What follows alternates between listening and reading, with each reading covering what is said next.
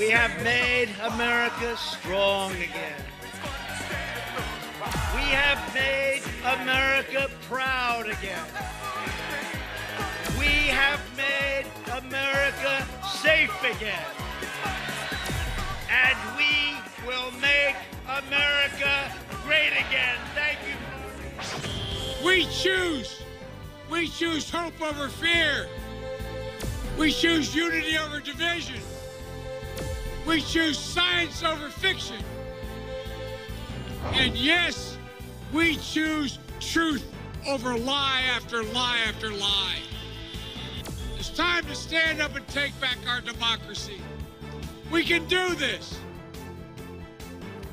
네, 미국의 46대 대통령을 뽑는 선거가 우리 시간으로 오후 3시 알래스카주 투표가 종료되면서 마무리됐습니다. 투표는 모두 끝났습니다. 현재 개표 작업이 한창 진행 중입니다. 이미 일부 지역은 선거인단의 향방이 가려졌습니다. 이 시각 현재 개표 상황 일단 보실 텐데요. 여러 차례 말씀드렸듯이 미국 대통령 선거는 각 주마다 인구 비율 등에 따라 배정된 선거인단을 누가 더 많이 차지하느냐에 승패가 갈리게 됩니다. 전체 선거인단 538명, 그중 과반인 270명, 270명을 차지하는 후보가 대통령에 당선되는 겁니다. 자, 그럼 바로 보시죠. 이 시각 현재 도널드 트럼프 대통령과 조 바이든 후보의 선거인단 확보 상황입니다. 자, 현재 바이든 후보가 확보한 것으로 보이는 선거인단이 220명입니다. 자, 그리고 트럼프 후보가 확보한 것으로 예상되는 선거인단이 213명입니다.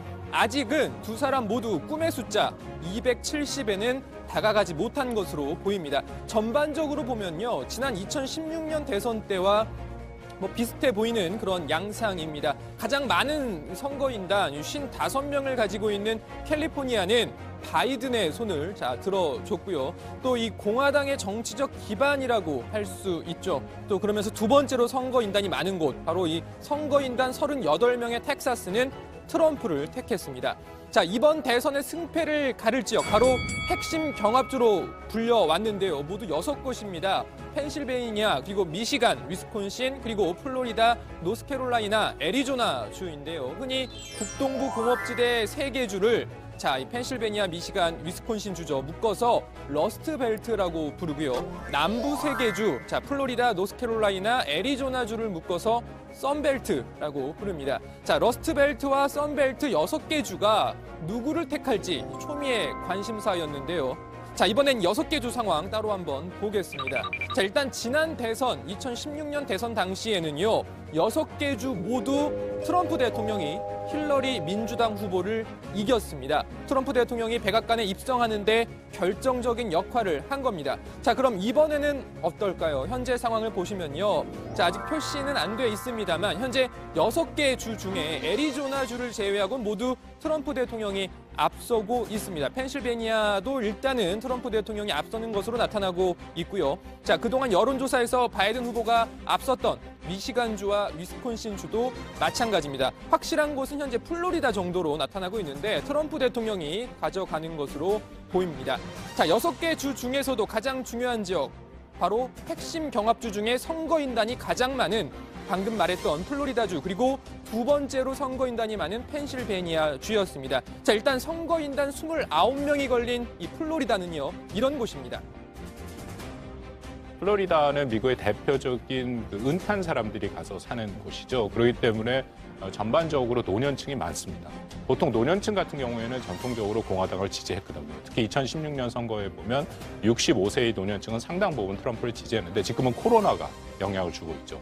오히려 지금 바이든 후보를 좀 지지를 하고 있고, 근데 제가 복잡하다고 말씀을 드린 게 플로리다에는 쿠바랑 또 베네수엘라에서 온 이민자들이 꽤 있거든요. 근데 둘 다 사회주의 국가이기 때문에 그들이 싫어서 이쪽으로 이주를 한 사람들이라서 공화당의 트럼프 대통령도 지지하는 모습이 있습니다.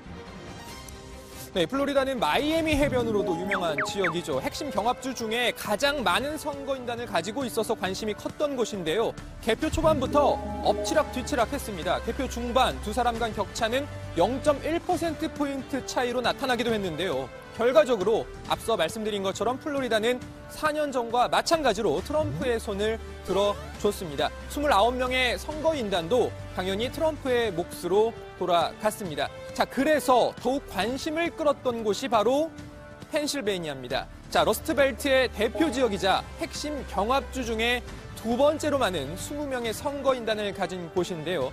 트럼프 대통령과 바이든 후보 모두 선거 유세 때 펜실베니아에 공을 들였습니다. Very much. Pennsylvania, we love Pennsylvania. Thank you. It's a nice rowdy crowd, isn't it, huh? Only in Pennsylvania. We win Pennsylvania, we win the whole deal. You know that, huh? Just like last time. My message is simple. Pennsylvania is critical to this election.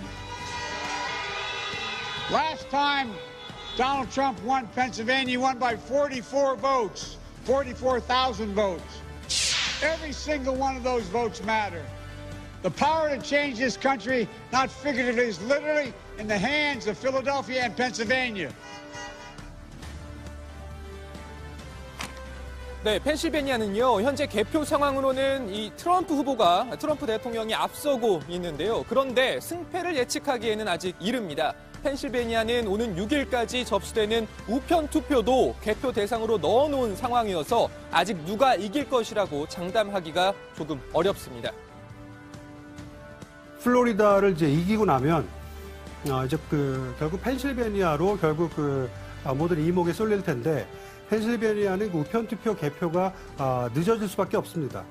펜실베니아의 선거인단 수가 20명인데 펜실베니아 선거인단 확정이 계속 미루어지면 트럼프 259명, 바이든 259명, 그래서 어느 쪽도 270명 이상을 확보하지 못하게 되는 것이죠. 네, 원래 일반적으로 이 시간쯤 되면 대략적인 결과가 나와야 하는데요. 아직은 승패를 단정짓기가 애매합니다. 자, 그런데 오늘 아직 승패가 결정되지도 않은 상황에서 바이든과 트럼프가 나란히 입장을 냈습니다. 모두 자신의 승리를 장담했습니다. 자, 바이든은 자택이 있는 델라웨어주에서 지지자들을 향해 개표 과정을 좀 더 지켜봐야 한다면서도 승리를 향해 가고 있다고 말했습니다. We believe we're on track to win this election.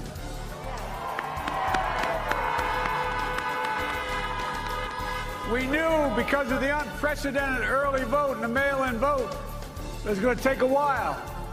We're going to have to be patient until the hard work of tallying votes is finished. And it ain't over till every vote is counted. Every ballot is counted. 자, 그리고 트럼프 대통령도 바로 입장을 냈는데요. 트럼프는 자신의 트위터에 이렇게 글을 올렸습니다. 우리가 크게 이겼다. 하지만 그들이 선거를 훔치려고 하고 있다. 우리는 결코 선거를 훔치도록 내버려두지 않을 것이다. 라고요. 자, 그리고 바로 이어서 백악관에서 직접 연설을 했는데요. 사실상의 승리 선언이었습니다.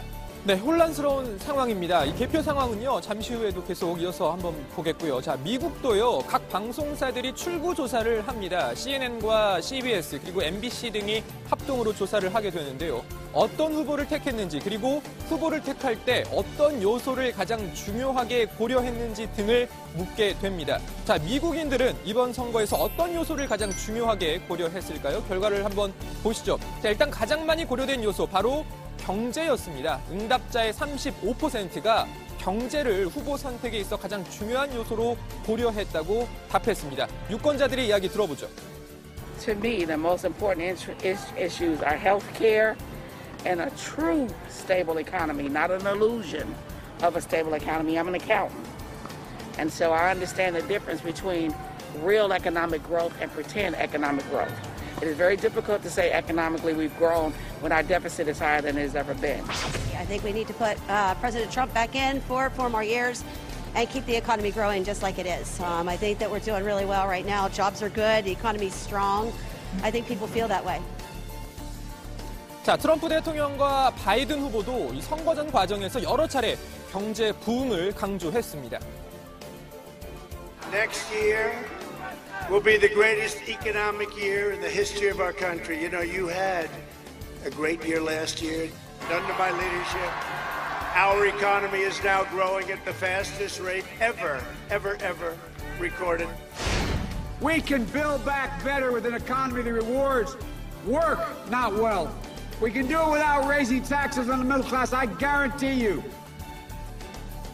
자, 그리고 미국 유권자들이 두 번째로 많이 고려한 요소, 바로 인종차별 문제였습니다. 자, 20%네요. 조지 플로이드 사망 사건으로 촉발된 인종차별 항의가 전국적인 시위로 번지면서 정치적 쟁점이 되기도 했는데요. 역시나 많은 유권자들이 후보를 택할 때 고려한 요소로 인종차별 문제를 꼽았습니다. 자, 이어서 세 번째로 많이 고려한 건 바로 코로나19 문제였습니다.